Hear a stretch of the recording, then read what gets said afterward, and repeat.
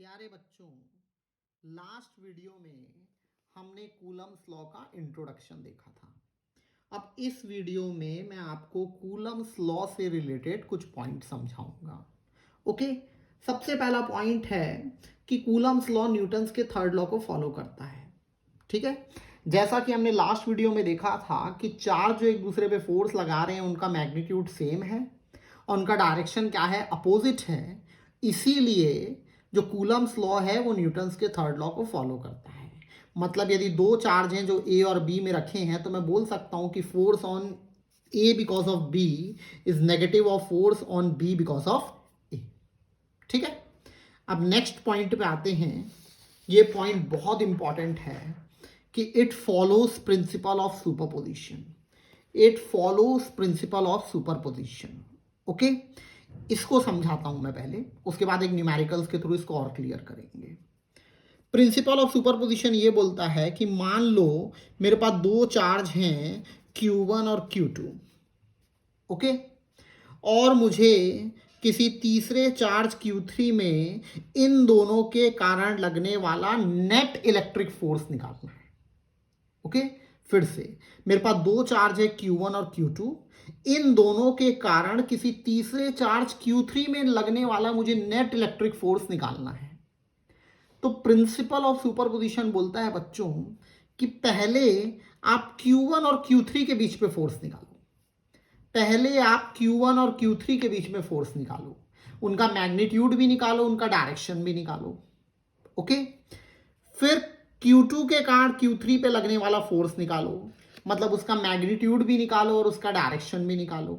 ठीक है, पहले आप 3 पे 1 के कारण फोर्स निकालो, मैग्नीट्यूड और डायरेक्शन दोनों। फिर आप 3 पे फोर्स निकालो, 2 के कारण मैग्नीट्यूड और डायरेक्शन दोनों। और यदि मेरे को नेट फोर्स चाहिए, टोटल फोर्स चाहिए, तो दोनों का आप क्या कर दो, फिर वेक्टर एडिशन कर दो। क्या कर दो, वेक्टर एडिशन। मतलब फोर्स ऑन 3 बिकॉज ऑफ 1 और फोर्स ऑन 3 बिकॉज ऑफ 2 का जब आप वेक्टर एडिशन करोगे तब आपको मिलेगा फोर्स ऑन 3। और यही है आपका प्रिंसिपल ऑफ सुपरपोजिशन। यही आपका क्या है, प्रिंसिपल ऑफ सुपरपोजिशन है।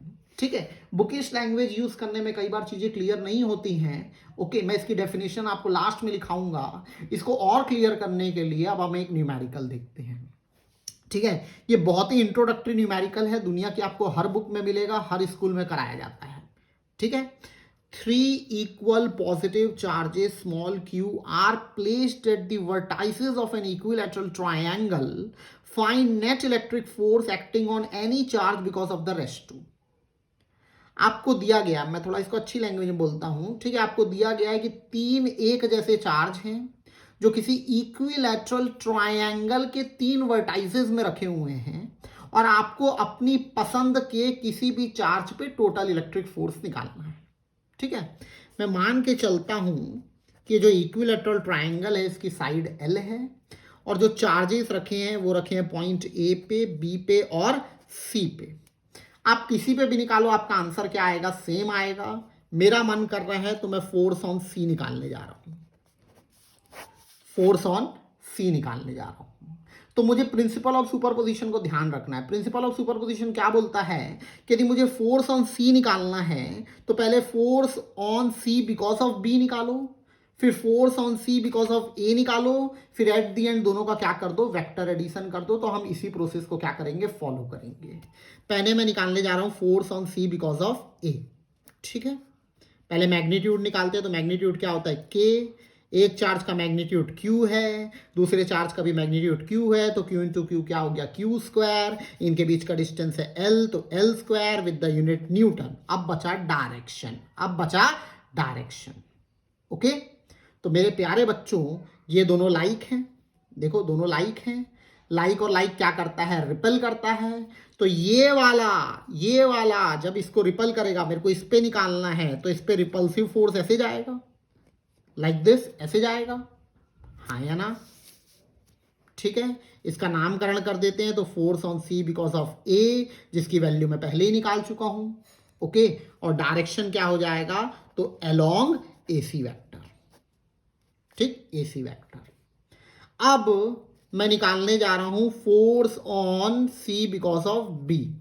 तो कूलम्स कांस्टेंट का के, अगेन चार्ज सेम है तो क्यू इंटू क्यू क्या हो गया, क्यू स्क्वायर, उनके बीच का डिस्टेंस हो गया एल स्क्वायर, यूनिट हो गई न्यूटन। अच्छा आप देखो फिर दोनों लाइक हैं, फिर दोनों क्या हैं, लाइक हैं। ये वाला जब मेरे को इस पे निकालना है ना, तो ये वाला जब इसको रिपल करेगा तो मेरे ख्याल से फोर्स ऐसा जाएगा, तो ये हो गया force on C because of B. Okay, direction अब क्या हो जाएगा, अलोंग इधर जा रहा है तो अलोंग बीसी वेक्टर। ओके, अब क्योंकि ये इक्विलैटरल ट्रायंगल है तो ये एंगल 60 होगा, तो ये एंगल भी क्या होगा, 60 होगा। अब प्रिंसिपल ऑफ सुपरपोजिशन क्या बोलता था, एक बार और याद करते हैं कि पहले सी पे ए के कांड निकाल लो, फिर सी पे बी के कांड निकाल लो, फिर यदि मेरे को टोटल फोर्स ऑन सी निकालना है, यदि मेरे को टोटल फोर्स ऑन सी निकालना है तो force on C because of A और force on C because of B दोनों का क्या कर दो, वेक्टर एडिशन कर दो। ओके, तो आप ध्यान से देखो, तो मैं आप एक अलग से डायग्राम बना देता हूं। ये फोर्स ऐसे दिख रहे हैं मेरे को, दोनों की वैल्यू एफ, अभी 2 मिनट के लिए एफ और एफ ले लेता हूं ताकि कैलकुलेशन आसान हो जाए। ये एंगल आपको कितना दिया हुआ है, तो 60 डिग्री दिया हुआ है। अब आप इसमें पैरेललोग्राम लॉ लगा लो, ठीक, लाइक दिस।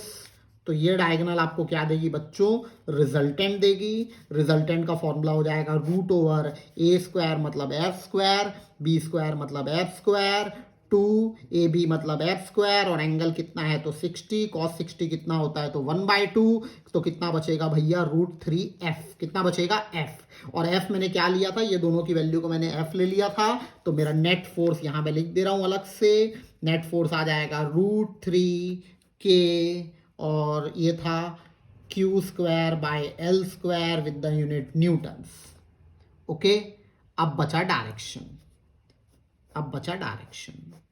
तो आई होप आपको पता होगा कि जब ये दोनों वैल्यूज सेम रहती हैं तब जो रिजल्टेंट होता है एकदम बीचों बीच से निकलता है, तो एंगल अपना आएगा 30 और 30 डिग्री। ठीक है, तो ये आपका नेट फोर्स हो गया।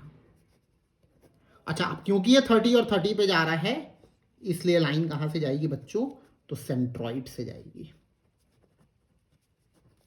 बाद में मैं इसका एक समरी वाला डायग्राम बनाऊंगा जो आपके काम आएगा नेक्स्ट वीडियो में। ओके, तो प्रिंसिपल ऑफ सुपरपोजिशन क्या बोलता है, होप क्लियर है। पहले एक के कांड इस पे निकालो, फिर इसके कांड इस पे निकालो, फिर जब मेरे को नेट फोर्स निकालना है तो दोनों का क्या कर दो, वेक्टर एडिशन।